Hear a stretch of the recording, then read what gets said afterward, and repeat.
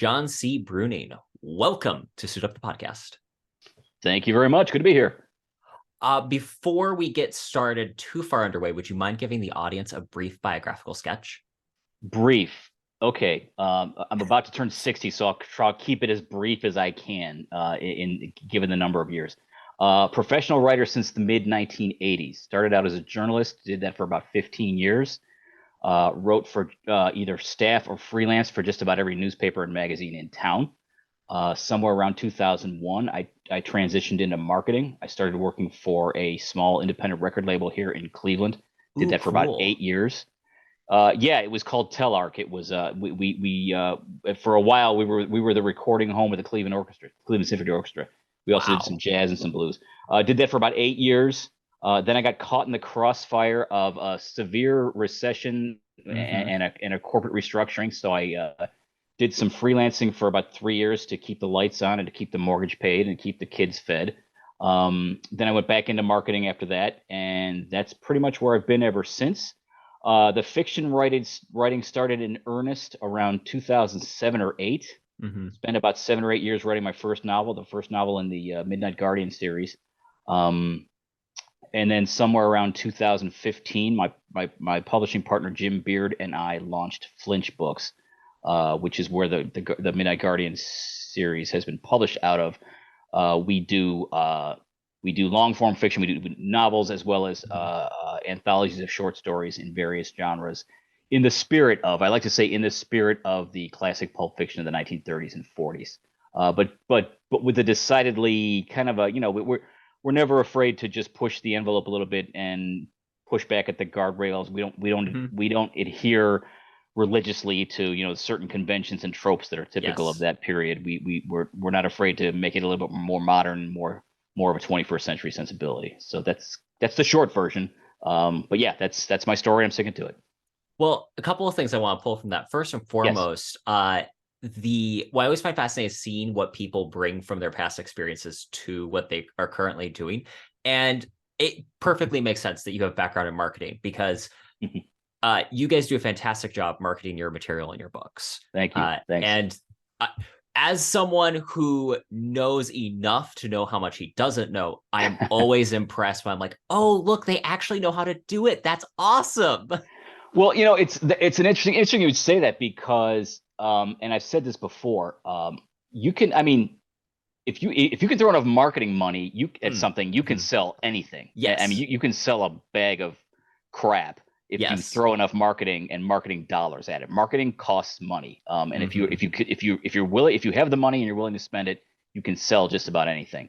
I'd like to think our books are something on an order higher than a bag of crap. But my point being, we're trying to do a lot with a little because my partner Jim Beard and I we both have day jobs. Our time is limited, our resources are somewhat limited, our finances are somewhat limited, but we maximize social media as much as we can because it's free. Not always the best platform, but it's free. And I think we've become, over the course of the almost 9 years we've been doing this, we've become pretty good at carnival barking, for lack of a better phrase. Just knowing how to just get the word out and create and develop an audience of readers and a following to just sort of tune into what we're doing. So we do the best we can with the resources we have available. Well, and I firmly believe that so I have a background in agriculture and I used to do farmers markets. There's thing I learned there is that if you have enough personality, that's the thing that sells in a lot of cases. Yes. And if we think of a lot of the writers we remember, they tend to be the ones that they had this personality that they could leverage.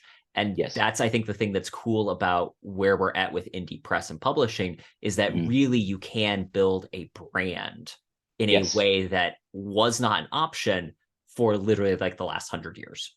And you are your brand more than anything else. I mean, just as much as your product, if not more so.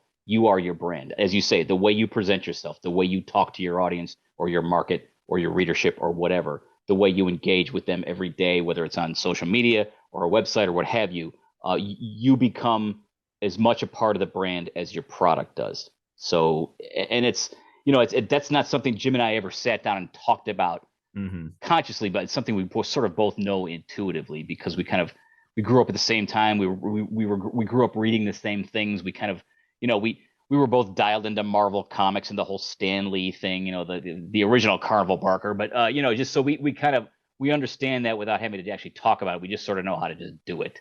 Mm-hmm. Well, and I think that that's a skill set that honestly is getting left behind in today's day and age. Right. As much as this is the social media generation, I'm always shocked with like how little the ability to recognize how to sell something actually is. Yes. Or how to present a real person instead of this glossy version. You'd think that somehow like the two things would translate, yet somehow in a day and age where everyone's their own brand, yes, they've lost the ability to figure out how to make themselves interesting. Well, boy, that could be a long conversation in and of itself. No, I think you could make the argument that we now, I mean, we are living in an era where our primary means of communication were developed by two people in particular who have made it very easy for human beings not to talk to each other in real time. Yep. Steve Jobs, Mark Zuckerberg, basically, I mean, they've made it very easy for you and I to do what we're doing now. Talk through a screen, or, this is the first time you and I have spoken in real time. We've sent texts, we've sent emails. It's become very easy not to talk to people face to face, which kind of takes the guts out of what you're talking about. It takes the guts out of the marketing process, the process of just looking somebody in the eye, talking about your product, talking about what it means to you, talking about what it could mean to them. I think a lot of that has been lost in the internet era because it's become very easy for us to hide behind our keyboards and not engage with our market, our customers, call them what you will, in a real time kind of way. Mm-hmm. It makes presence more of a commodity than it used to be. Yes. An example of that is you guys go to PulpCon. Pulp Fest. Yes. Pulp Fest. Yeah. Which tragically, I think the one time I've been to Pulp Fest was actually the year you weren't there. That would have been well, there was no Pulp Fest in 2020 because of COVID. And in the following year, I had a conflict. My daughter was moving into her apartment at Ohio State. Yeah. Yeah. So, but hey, one of these days we'll meet up there. Otherwise, I'm there every year. So yes. Yeah, it's going to happen. It's going to happen. One of the things that I wanted to bring up is I'd heard in a previous interview that you and Jim actually sell more physical books than ebooks, which, or at least that was the figure I had heard at the time. Yes. I was just curious about that because that's definitely not as much of the normative with a lot of indie and self-publishing that's out there today's day and age. He tends to track that more than I do, but I'm about 99.9% certain that you are correct. And I've heard him say that myself in conversations he and I have had. And that's awesome as an achievement, by the way. Well, I think we're talking about a type of literature, if I can call it that, that appeals to people who still want the tangible experience. As I point to the bookshelves in the background. Well, yeah, I mean, I could move this screen a couple inches left or right, and you'd see a hell of a lot of books in a complete state of disarray. But this room is filled with books. But where was I going with that? It just and I don't know. I mean, I remember 20 years ago, we were all being told within the next 20 or 30 years, physical books will, if they exist at all, they will be a rare commodity. Clearly, that hasn't happened. I mean, you're talking about what 500 or 600 years of tradition. I think people more than they even know really want the tangible experience of reading a book. And I'm not knocking ebooks. I'm not. There's They're a time and a place for it. Yes, if you're on an airplane, if you are traveling, beautiful at that point until they run out of power. But I think these things are kind of baked into our cultural DNA. I mean, you just can't. I don't know that you can exercise those from the human experience in a course of a decade or two if we've been reading books for the last several centuries. Maybe 100 years from now it will be a different story, but that won't matter to me. But I don't know. I mean, it just I think there's still a large segment of the population that would prefer to read physical copies of books. For as space consuming as they might be, for as cumbersome as they might be, it's the preference for a lot of people, myself included. One of the questions I had was, since you and Jim have Flinch books, what are some things that you've seen because we're seeing more indie publishers start up. what are some of the common mistakes you see when guys get started with this? Because you've been doing this, you were one of the early adopters. Yeah, I think one common mistake we often see is publishers who don't put the time, the energy, the effort, and the money into creating a professional looking product, creating something that looks like it would come off of a shelf at a Barnes and Noble, or maybe it's a weak looking cover illustration, or maybe it's poor formatting on the interior pages. The margins are choppy. The text is not really appropriate to the story, or just the formatting of the pages. It's the small stuff, but it's the many small things that go into making your product look like a professionally published book. We see a lot of that, and sometimes it's really unfortunate, because if you just read the content, it's very good content, but it's presented in a way where someone picks it up and says, this kind of doesn't look like a real book that I would buy in a real bookstore. Now, again, those are things that take time and sometimes cost money. We have a graphic designer who she doesn't illustrate all of our covers, but she designs the covers, and she does the formatting of the interior pages, and she is a pro from beginning to end, from A to Z. She understands the importance of a good-looking product. She's somebody I used to work with on my full-time job. She's since moved on to another position, but we kind of corralled her and said, hey, listen, if you're available, we would like you to do this for us on sort of a freelance side hustle kind of basis. Yeah. And she's been doing since our third book. So I'm going to say awesome. Like maybe 7 or 8 years. She has designed almost every cover, and she's done all of the interior pages on all of our books. She's fantastic. She's just very detail oriented. She's very professional. She's very thorough. She catches stuff that we don't sometimes. So it pays to have it's helpful. A smart thing to do is recognize, as you said, recognize what you don't know, and and find people who are good at the things you're not good at, whether it's design or illustration or what have you. And I think you're better off going the extra mile to make a professional looking product. That's the most common mistake that I see. And I mean, you guys do a fantastic job with production value on these books. Thank you. That's the reason why people buy the physical copies too, is when it is something that is that user experience. Yeah, and I wish I could, from a copy editing standpoint, I wish I could say that every page is pristine. It's not, but I can honestly say that the copy editing is the final product is much cleaner than a lot of what I see on the indie publishing market. I'm always shocked when I see something. I'm like, did they not have a second pair of eyes look at this? Yes. Yeah. And I'm sure you caught a few things reading that book, but I mean, I know you did, but I would venture to say it's far less than what you're going to see in other books from other publishers. Well, and part of the fun thing so I've got all 3 of them right here. God love you. What's cool is seeing the progression of your writing style from book to book.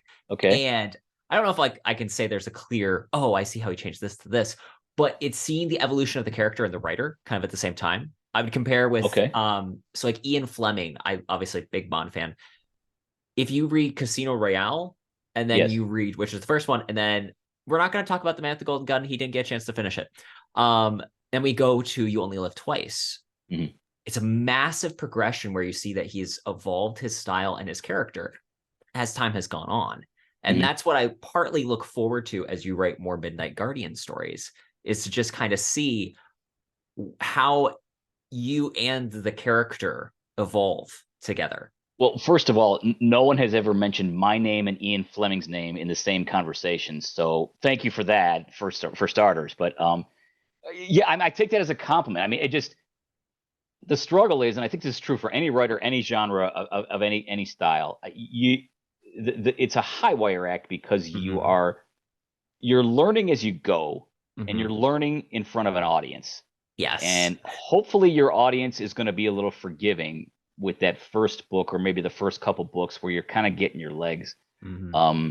You know, I don't have the luxury of, you know, an agent who's going to just tear it apart, and an editor. It's me, my Mm-hmm. publishing partner, and it's us. Yep. And you know, occasionally we recruit another proofreader, but like, yeah, it's a learning process. It's a process of getting to know your characters, getting to Mm-hmm. know who they are. That can be nerve-wracking, but it can be a lot of fun too. I can tell you that in the between the second and third book, there were some things that one character in particular revealed to me about himself that really kind of surprised me. And I know that sounds kind of like, you know, mystical, and I don't mean to sound that way, It but sounds like writing to me. well, and I don't want to give anything away, but there was one character in the second book who was having a really visceral reaction to this element of this Nazi element that had sort Mm-hmm. of taken root in his city. And the whole time I was writing that second book, I kept asking myself, why is he so? I mean, sure, nobody wants that in their town, but why he in particular seems to be very, very, like, his response was very, like, visceral. And I realized by the time I'd finished the second book, oh, okay, I understand why now. So I wrote that aspect of his backstory into the third book. And I don't know if you finished the third book. I did. Maybe you know who I'm talking about. I don't want to give Yes. anything away, but like, I realized something about this guy that I didn't know before. And that may sound strange, but it really was the truth. And it just, so I wrote that into the third book. My point being, you really do. It's a Mm-hmm. process of getting to know your characters the more you write them. And Mm-hmm. um, to be honest, I don't know how many more Midnight Guardian books there are going to be. I'm going to say at least 2 to 3, Mm-hmm. but that remains to be seen. I mean, we're heading towards World War II, which Yep. opens up a whole different set of possibilities, and I have some ideas about that. Um, some are hard and fast, some are kind of loose, but I kind of know where I'm going. But it kind of remains to be seen how this guy is going to be part of the fight against totalitarianism and the, you know, the spread of fascism. So we'll see Mm-hmm. how that goes. First and foremost, I love the construction of the character. This is so much my bag because Mm. I grew up listening to old time radio. So That's great. So did I. everything that I'm reading about this, I'm like, oh, this is so cool because Hmm. my mom introduced me to at a young age. I say young, I might have been close to my teens. She had an original Justice Society of America comic that was Okay. like how Wow. they came together. And so Wow. I was introduced to those golden age heroes.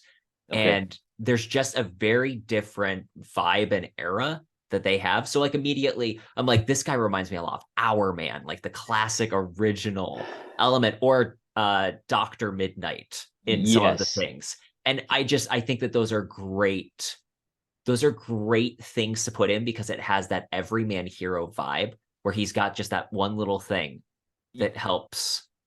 It gives him the edge. Just Yeah. and it's not a huge edge, but it's Mm-hmm. enough. And Well, that's the thing. None of this would work if he was not already someone who is capable. It's yes. only that the gadget gives him a little extra push. Yes. Yes. Thank you for getting it, because you know, you work really hard and you know where you're coming from, but you hope that your reader will understand where you're coming from. Obviously you do. Thank you. I'm glad we're having this conversation. I'm curious to, if you don't mind me asking, how old your mother is. I have an idea how old you are. So how old My my mom is in her mid 40s. I think she's really? like 20 years older than me, if I remember Wow. right. Okay. Yeah. All right. I'm curious how she got her hands on a Justice Society. I Uh mean, at that age, I mean, it's weird. I don't know how. Like some days I realized that my mom was a massive nerd in ways that I don't realize until like right. Right. weirdly. I assume that she like got handed it from someone else. She Yeah. had so her all of her uncles, yeah, Okay. her uncles, so the big family were Mhm. in like World War II. That well, Okay. no, but great grandma was in World War II, and then all the uncles were like Vietnam era. Okay. So Okay. weirdly, like there's close enough family knit I'm pretty sure that like, because she grew up listening to like old time radio stuff too. The Sure, moment sure. that was available, great grandma was like, "Hey," because it would be her grandmother. These are the things like the Lone Ranger and See, and that's why I asked the question, because it's hard. It's hard to talk about characters like this without talking about the people who raised you and the grandparents. It Mhm. just, I mean, this series of stories is very much. My father passed away almost 12 years ago. Um, a lot of these stories come from him and what he sort of Mhm. handed down to me. He was born in 1929, about 6 or 8 months before the stock market crash. He Mhm. grew up in the sweet spot of all this stuff. He was Yeah. reading Pulp Fiction. He was reading Golden Age comics. He spent a lot of time in his local movie house at the Saturday matinees, watching westerns and watching cliffhanger serials. Um, he listened to a lot of old time radio in his living room, and somehow I absorbed all of that from him. Mhm. I grew up in the '70s, and so I was hip to the $6 Million Man, but at the same time, I knew more about that prior generation of stuff than most kids my Mhm. age. Yeah. So when you talk about the conglomeration of sources, I mean the Midnight Guardian comes from a lot of places. I mean Mhm. I have described the series as something, a cross between the Green Hornet and the Untouchables. Mhm. Um, I don't know if you're familiar with any of the cliffhanger serials. I am. So actually, I have that as a conversation point here Okay, because, but first, I just want to hop sure. one comment. One of the things I think that is great about the Midnight Guardian, and the reason I like it as much as I do, is kind of like where Indiana Jones is just the example of a lot of adventure stuff that had Yes, existed for a long time, and yes, this they were able to make. Oh, this guy. The Midnight Guardian does not feel like a pastiche or a ripoff of any one character. He just right. feels like another character that fits within that world beautifully. And that was always the intent. Thank you. It's just I was not trying to redo Doc Savage. I was not Mm-hmm. trying to redo the Green Hornet. Um, I was trying to like create an amalgam of all of those, Mm-hmm. and yet a character that was individual enough that he could fit in that world pretty seamlessly. It's sort of like what Jim has often said. He has often said that I write about a character a pulp character who exists in the real world, if that makes any Yes. sense at all. Yes. And actually, so that is one of the comments. We'll get to the serials and cliffhangers here in Sure, a minute. sure. But one of the comments I had here is I like the way that the main character, Jack Hunter, he he holds a very he's sitting on that straddling that line pretty Mhm, well of mhm. you believe that he's a part of this type of world and this Yes, era and this time, and Union City feels like an actual like coast city or yes, something like that from the comics. it, yes. it fits within that beautifully. He feels real Mhm. to the extent that he has to be real, and he feels like a fictional character to the extent that he has to be a fictional character. Yes. And that's a hard line to straddle because he Y- has to be real enough for you to buy in for a modern society, all these things, Right. but he has to still have that golden age shine to him where Yes. it's like that aw shucks that Yes. if it's outside because of the context, we think of it and it has to be that way in our heads. Right. So he needs to Right. be just enough of that to fit within the world and not be an anachronism, but he Yes. needs to be enough like us today to buy in. And you are right there on that line, and you do a great job of saying there. Thank you. It's a trick because because I'm writing about a character rooted in an entirely different era. I mean, we're talking, Mhm. the 1930s is like almost 90 years ago. Yeah. And I'm trying to write him for a 21st century audience.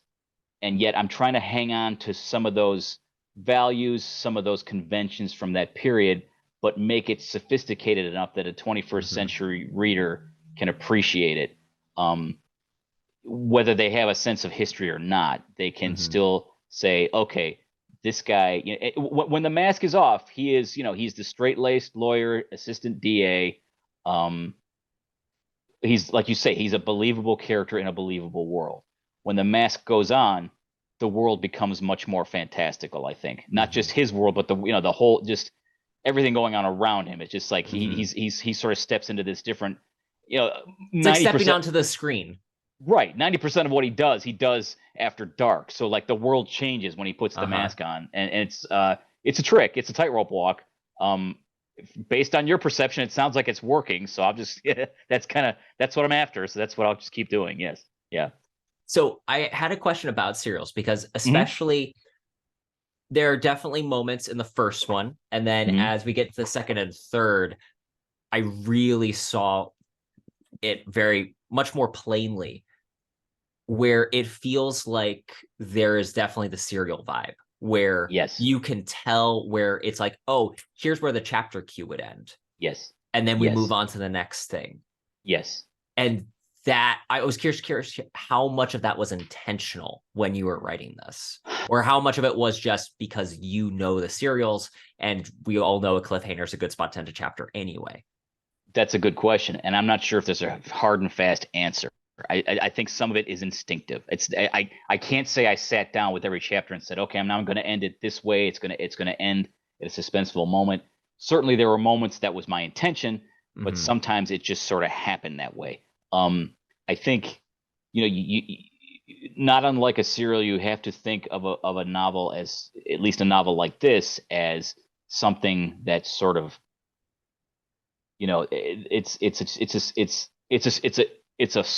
it's a story in and of itself, but it's a series of episodes as well. Yep.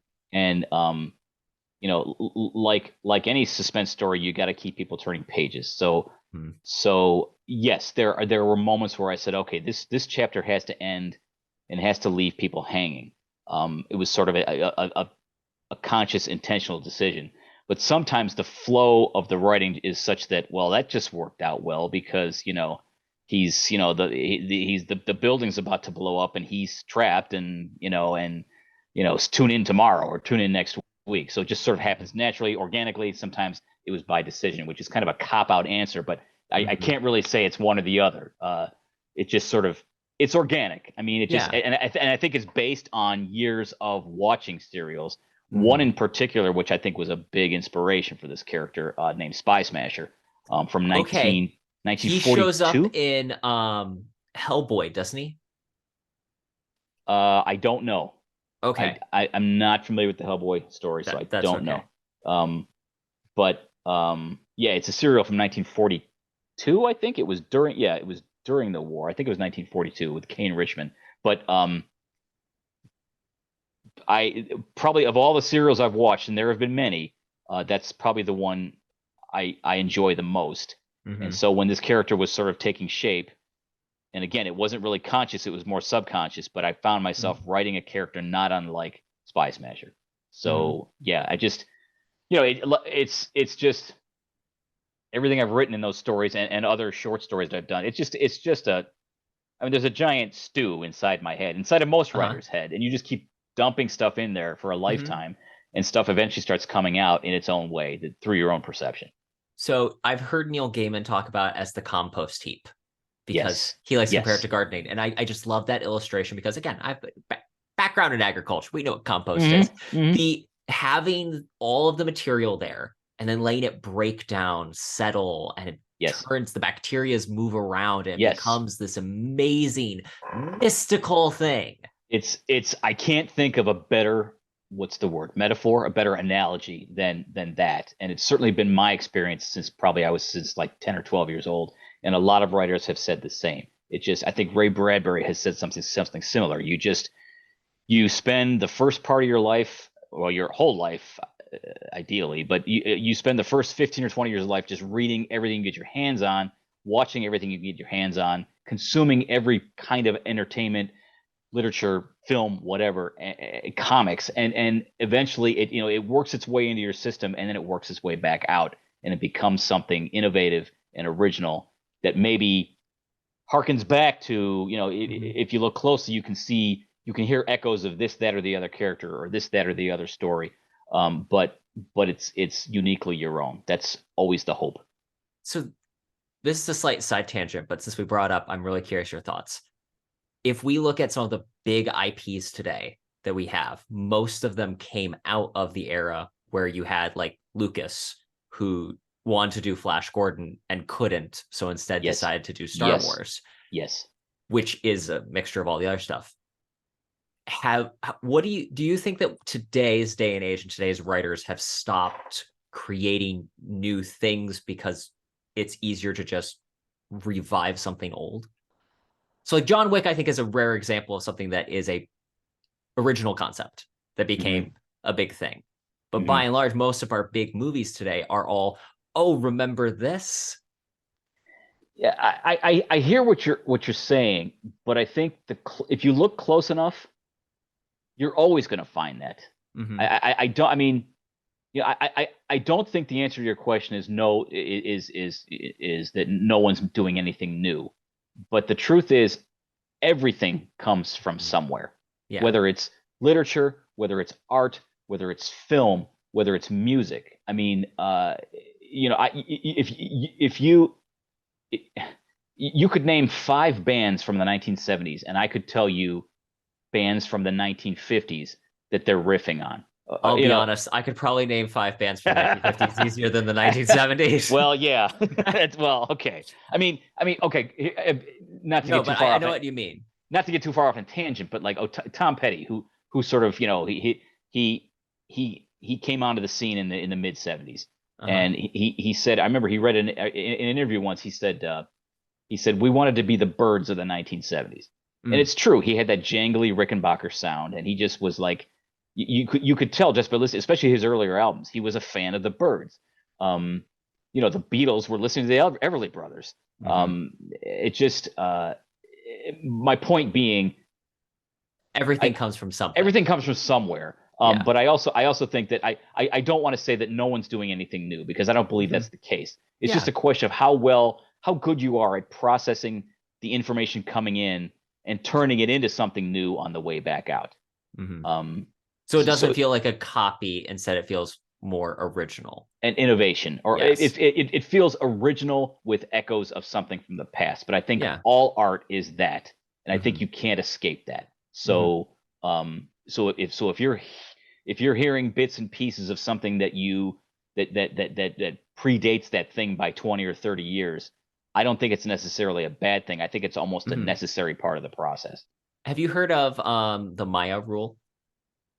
No. So, fun book by Derek Thomas called The Hitmakers. He basically went through and he used music as his primary example of this. You can see what hit the charts.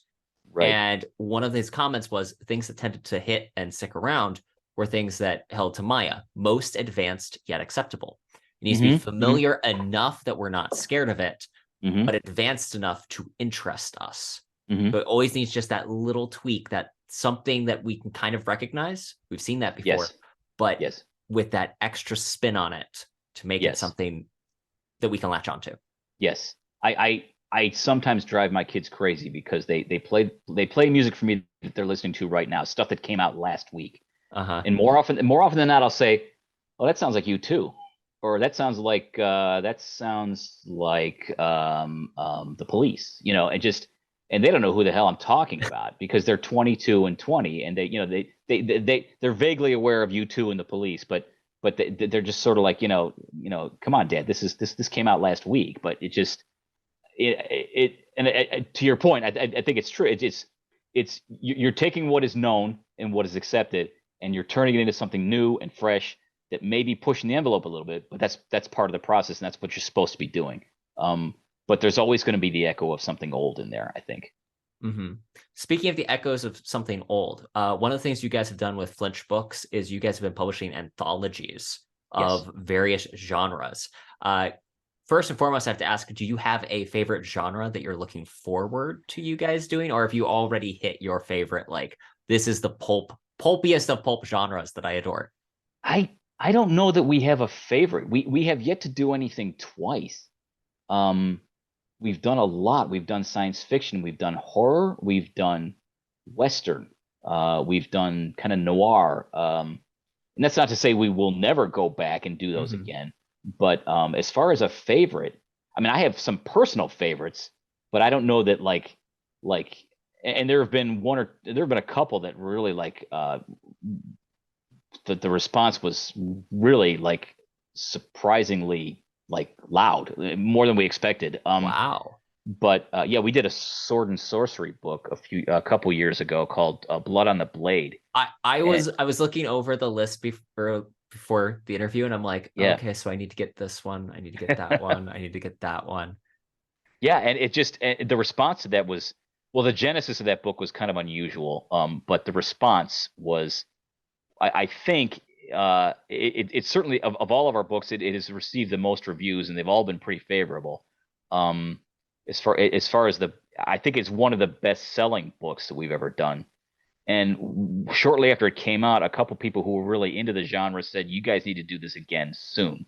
Um, for the two of us, I don't know what that means because we're at best we're able to do about 2 books a year for reasons I've already mentioned. Where Mhm. we have full-time jobs, we have There's lives. only so much attention, Yeah, and besides that, why make yourself miserable doing something if you enjoy it? right. Exactly. When it becomes a job, it's right. Yeah, Yes. yeah. But no, as far as I don't know that we have a collective favorite between the two of us. Mhm. Favorite genre. We both, we both have personal favorites, but and we've done a lot of different genres. We're always looking for something new. Um, I mean, I personally would like to go back and do another Western genre. Mhm. Um, uh, that's it's it's so hard to say because Yeah. we're 9 years into this and it still feels new.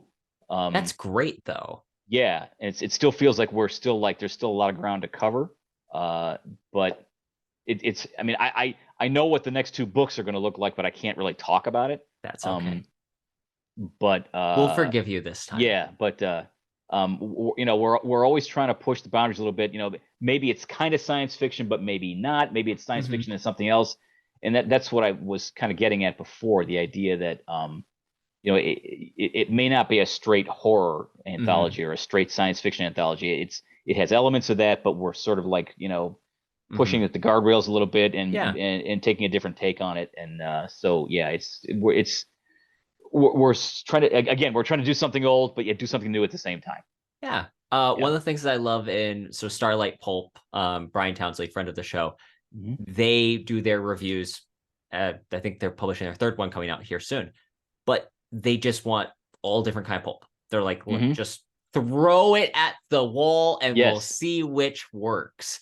And Yes. I think that's one of the great things about the genre is at the end of the day, it's blockbuster. It is genre fiction at its Yes. finest. And Yes. that's part of Yes. what's so great about pulp is that you can do you, some of the best science fiction out there. It Yes. isn't science fiction when you start reading it. And by the end of it, you're like, oh, this is a sci-fi story. Yes. I mean, Planet of the Apes, just amazing, just stuff like that where you think it's time Yes. travel. Yeah, all the stuff. Yeah. So I love seeing what you guys are doing. I'm looking forward to seeing what you continue to do on that. Yeah. That's I mean we usually our plans usually go about a year out from where we are right now. So I like I say I can tell you what the next two well I can't tell you what the next 2 books are. I know what they are. But I couldn't tell you what we're going to be doing 3 or 4 years from now. Mm-hmm. I hope we're still doing this, but beyond that, I really couldn't say. Um, but we have I'd say if we have favorites, we have a lot of favorites. We're pretty much Mm-hmm. I think our favorite genre is pulp fiction. It's just telling stories in that style, regardless of whether it happens in the old west or in the future or in a dark castle or a dark Mm-hmm. alley. Our favorite genre is pulp. It's not necessarily some subgenre thereof. Mm-hmm.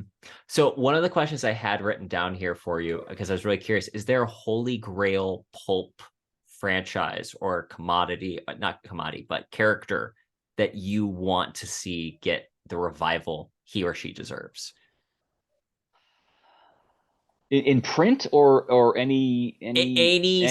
significant medium film is like usually the top tier, Okay. but I'll Okay. be I'll be honest, currently, so like the shadow is that for me. If Yes. I would be very happy to get a new shadow book that was not written by James Patterson and Sons. Yeah. Right. Right. Um, I think I think my answer to that question would be the Green Hornet. Mm. Now Moonstone books I Was it heard Moonstone? about that. Yes. And I actually just this past summer they published a short story, a Green Hornet short story that I wrote. Actually, I wrote it a couple years ago, and it wound up in a holding pattern for a while. But it was just published this past summer in something that they call Double Shot. It basically it's So a cool. yeah it's almost considered like a periodical. It's like a two-story publication. Hmm. I think they do like one or two a year.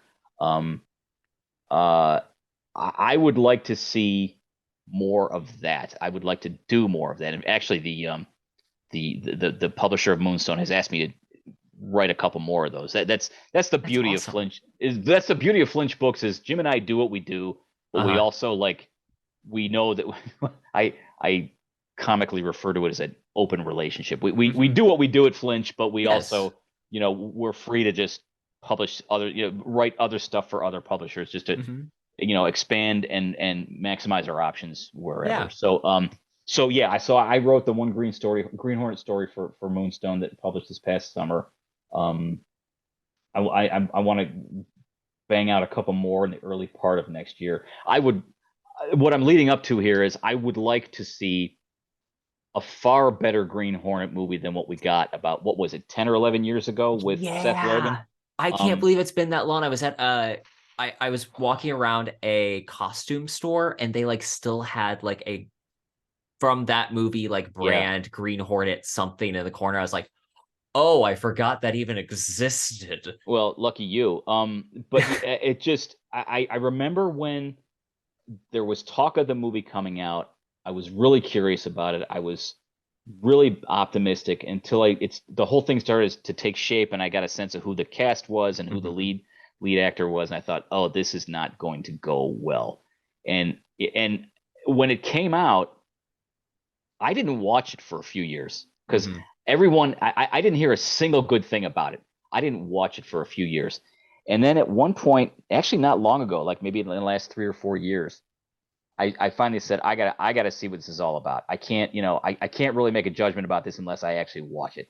Hmm. And I got like maybe three-quarters of the way through, and it was really all I could stand. And I just couldn't, I mean, Yeah. you know, I don't have an objection to the occasional comedic moment. I mean, certainly Hmm. Marvel has done that Oh well. The yeah. MCU has done that well, but they really took a revered character and Hmm. just I don't know. Seth Rogen could not have been a worse choice for that role. Hmm. And it was really just kind of a farce, and it was really disappointing. And I really I would like to see that done well. Hmm. We could talk all night about who would be a good cast, who would be a good director for a project like that. I don't care. Just do something better than that was what was done. What was that? 2012, 13, something like that. I don't know, but it's been That's about the 10. miracle of Google here. Yeah, Green on my phone here. Hornet. 2011. 11. Yeah. Okay, all Holy right. cow. Yeah, and I'm Yeah, looking at the cast list again. The only thing that I really remember going, oh, that was cool, was like the car was really the car. glossy. That Yes. that that's it. Literally Yeah, everything the else I remember hardware, the going, tech. Yeah, exactly. I Yes. remember being Yeah. like, oh, Yeah. like when Teenage T, who was capable of liking X-Men Origins Wolverine and thinking that that was a really fun movie, Hmm. watches the Green Hornet and goes, "This is garbage." That says the level of it did not. Yeah, no. I And recently watched. There's a channel called Mr. Sunday Movies on YouTube, and they do a thing called Caravan of Garbage, where they just go through various mhm. movies like related to movies coming out. They're like, they did a review on the Green Hornet. They're like, who was this made for? This Yeah, does exactly. not do anything for Exactly. actual fans of Whether the Green what Hornet, and it's the not a old good comedy. yeah, the old timer fan. I mean, I know many of them, and they hated it for good reason. I don't know that it really was well suited for like young kids, like I'm gonna say like 14 to 24. Well, I don't know. I mean, good point. Who was that movie targeted at? I don't know. I just it was a mess in a lot of ways. Like you said, the hardware and the tech was fun to watch, but the story was weak. The casting was all wrong. It just was it just, the tone was all wrong. Everything was wrong about it. It just it's just unfortunate. I think that and the Lone Ranger. I'd like to see a much better Lone Ranger movie than what we Love got. to see so much better. So the one thing I will give the Lone Ranger movie, there's one good thing about that movie, which is I was able to, my parents bought, and I have it because I made sure when I moved out, my siblings, who the ungrateful swine wouldn't appreciate it, I took it with me. The complete Lone Ranger DVD box set. They came with this beautiful re-release, remastered set of the show. Okay. Because the new movie was coming out. Right. It wouldn't have come out otherwise, and definitely won't come out today. So I have that in storage, and I'm like protectively guarding it. I didn't know that even existed. Okay. It's well worth it if you can find it, because they did a great, again, when re-releases are done well, they look beautiful. They're stunning. The only thing I regret is the Blu-ray. It's just a little too early for that. But that movie, I still feel bad when I think about it, because the Lone Ranger is that for me. It would just be so great to have like a really good adaptation, a good Netflix show or a mini series where they're taking advantage of the serial form. I think would work better than a film. Right. Yes, I agree. And the Lone Ranger was always my dad's favorite. Mm-hmm. So, I kind of, in honor of his memory, I would like to see a well-made Lone Ranger movie before I die, just to say that, so I can just sort of close that circle. Just, it was his favorite on old time radio. It was his favorite in the movies. Early television, he was watching it all the time. So, I think those two, the Green Hornet and the Lone Ranger, are the two, and they're not even originally pulp characters. I mean, they both started on radio. So in the so truest did the definition Shadow. of the word, right? Well, yes. That's a convoluted origin. I know. I have Will Murray's book, and I was like, this is fascinating. And I at one point, I'm not even going to try and recreate it in my head. I'll get it wrong, but I know that like it started out on radio, right? But he was like the host. He was the host of the show, and then people started showing up. People started showing up at newsstands asking for magazines about that Shadow character. No such thing existed. So Street and Smith, they jumped on it and said, we gotta make some money here. Yeah. So this is probably one of the earliest incidents of like cross genre marketing. Yeah. What did you think of the Shadow movie of, what was that? Alec Baldwin, 1995. 95. Okay. So here's the thing. There are things that I enjoy about it that are just charming because it's the 90s and they're clearly doing their best. I actually think the effects, by and large, where he's like in the shadow, is cool. I think that they did the best job of marrying the idea of him being Lamont Cranston from the radio to the screen. I honestly think the thing that the film fails on tends to be more it is the 90s. And in the way that Tim Burton's Batman works, this film does not work. For the exact same reasons. It's a little too tongue-in-cheek. Yes. But there's some of that in Batman too, but somehow that works. Well, and again, I think it's the aesthetic difference where Tim Burton's Batman has, and this is actually a conversation slightly similar to something I talked about with Brian Townsley on our Once Upon a Time Hollywood conversation. You can have pulp genre stuff, and it can sometimes elevate. It hits that magical point where it no longer is considered pulp, and it's like considered literature. We were talking about The Great Gatsby. It's a crime novel, but it is high literature. Right. Batman 1989 by no reason should be as good as it is based on just the individual elements. But somehow the collection of those things, it hits this point. Yes. Because if you really dissect that movie right down to like every line of dialogue, it really, I mean, if you look closely at it, it kind of starts to fall apart, in my opinion. There are moments that make no sense, not in the real world, not in the comic book world. They just don't make sense. But somehow the collective thing works. It just the sum is greater than its parts, and I don't know how. And I remember when a lot of people at the time were saying, "Oh, this is a vast departure from the 1960s TV series, which was very campy." If you really look closely at that movie, it's kind of campy in its own right. It's just the lighting's a little dimmer, you know, the dialogue isn't as heavy-handed, but if you really look closely at it, Tim Burton is kind of winking at you, just like, you know, just like the producers of the TV series 20 years earlier were kind of winking at you, and just it holds up. I mean, I still enjoy it when I see it, but you're right. I mean, it works as a whole, but if you dissect it enough, you can start to see the chinks in the armor and the warts and the, you know, the flaws. I will maintain The Shadow 1995 is just as good as Batman Forever and definitely better than Batman and Robin. Well, yes, yeah. I would agree. Yes. I generally like the Shadow movie.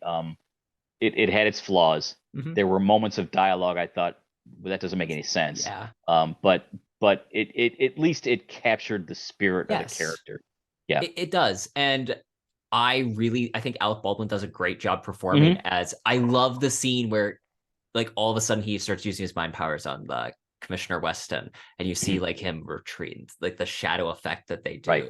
Right. Again, it's not taking it in the right mode. It's perfect. I have the Blu-ray edition that they came out with, I don't know, within the last 3 or 4 years. And it's beautifully restored. It looks stunning on the TV. And I'm like, oh, chef's kiss. This is amazing. Ask you about a different pulp adaptation that's coming down the pipeline. Have you heard about the Doc Savage film with The Rock and Shane Black? I thought that was dead. I mean, I thought that was dead a long time ago.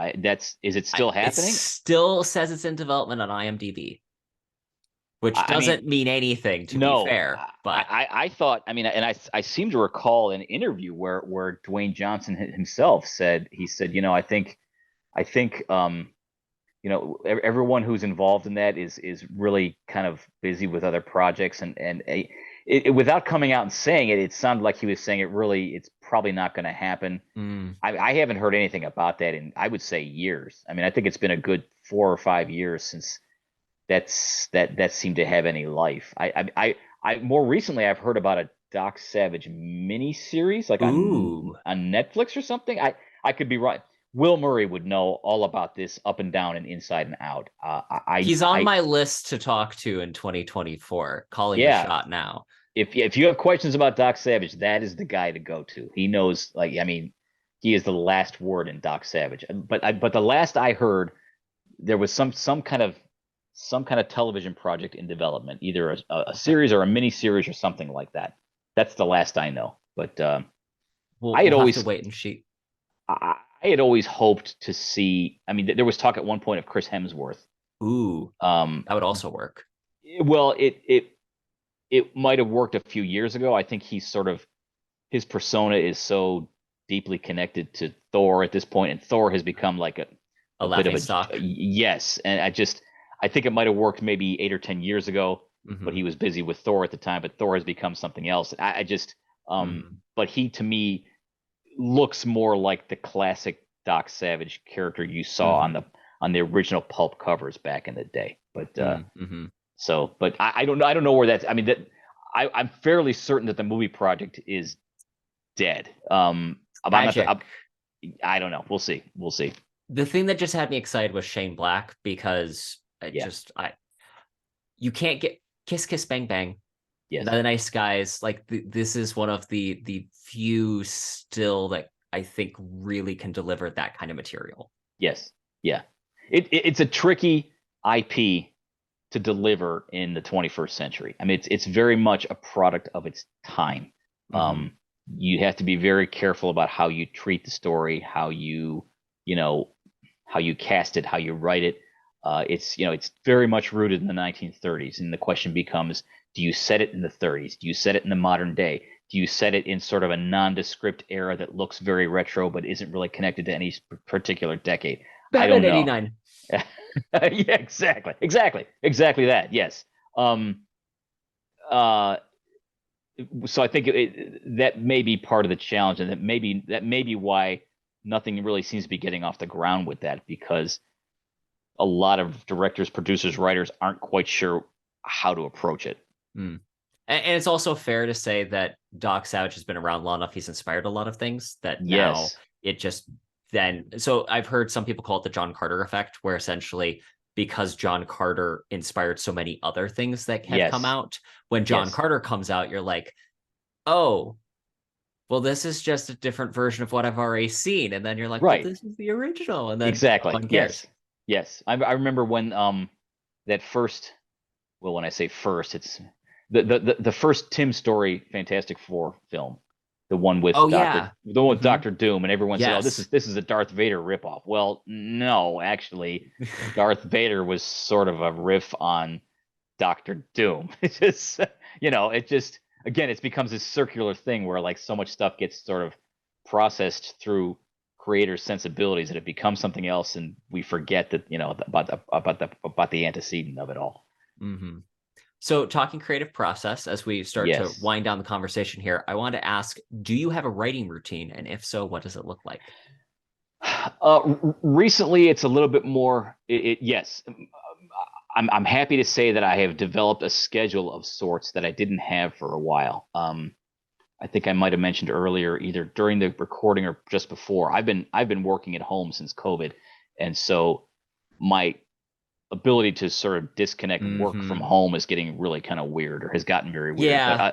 But in the last couple months, I have actually mapped out specific hours of the week when I get the hell out of the house. I go to the local library, which is about 1.5 miles away. Awesome. And I have space there that is pretty much designated for me on certain nights of the week. I'm usually able to do, on average, maybe it averages out to about 2 hours a day, but it's not necessarily 2 hours a day. It's 14 hours a week. So which is some nice chunks of time. It's amazing what can be done in not that much time. It's just a matter of consistently putting it in. Yes, exactly. You just have to keep showing up. The other piece is both of my kids are in college now. I kind of started on this whole Midnight Guardian journey when they were like 7 and 9 years old. And my parents were getting up there in years and essentially getting into their, their end of life chapter of thing. And so it was sort of like this juggling act of helping my wife take care of little kids, and my sisters and I taking care of my parents. And somewhere in there, I was trying to write books. It was challenging. Whereas now, my kids they're in college. They're sort of starting their own lives as young adults. So it's kind of my wife and me here in the house, and she's more than happy to say, get the hell out of here and go write. So I put in quite a few hours at the local library because it's just good to get away and get into a different space. And it's very, in my experience at least, it's productive to get out of the place where you do your job all day. Because the idea of like turning off one laptop at the end at 5 o'clock, then having dinner, and then turning on another laptop at say 6:30, it's a grind that's hard to maintain. But if you can just change your location, get out of one physical space and get into another physical space, it's very helpful for the process. John, this has been an absolute pleasure. Where can people go to learn more about you and your work? Oh boy. Okay. At the moment, and I don't know when this episode is going to drop. We are in the midst of putting together a website, and my hope is that it will be online by the end of the year, by December 31st. I can't guarantee that, but if it doesn't happen by then, it will happen shortly thereafter. The address there would be www.flinchbooks.com.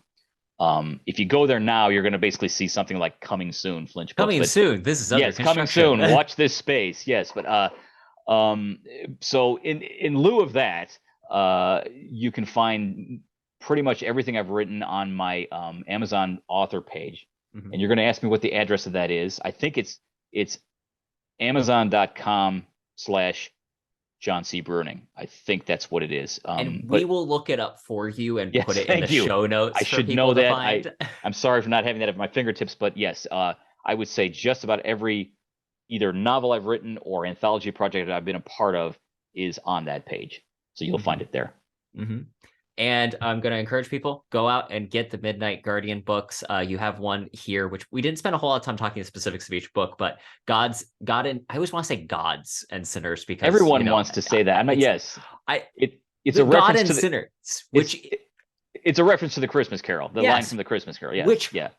By the way, when I first read, I'm like, that is a genius name for like the title of a Christmas themed book. And it's fantastic. I just finished reading it recently and it's a delight. Check them all out. Thank you very much. Thank you. I appreciate your support. Thank you for creating the time to do this. It's been a lot of fun. It's been an absolute blast. Looking forward to the next time. Likewise. Take care.